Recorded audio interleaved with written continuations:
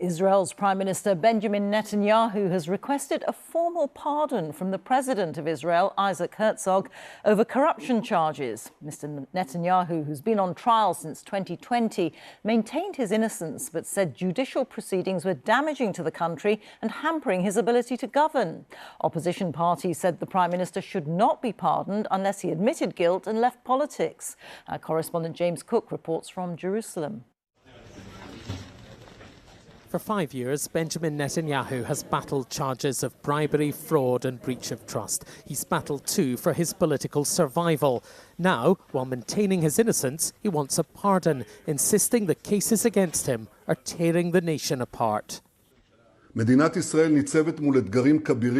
he said, faced great challenges and great opportunities, and in order to fend off the threats and seize the opportunities, national unity was required.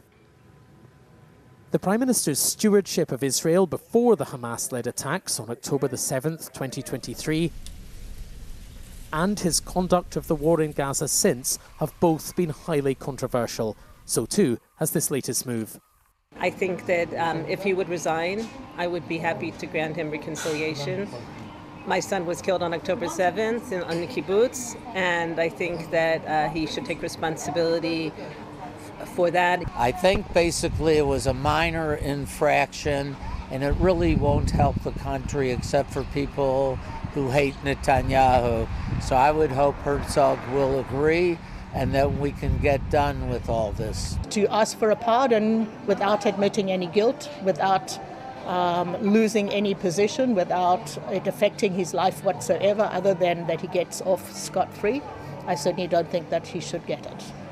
Mr. President, why don't you give him a pardon?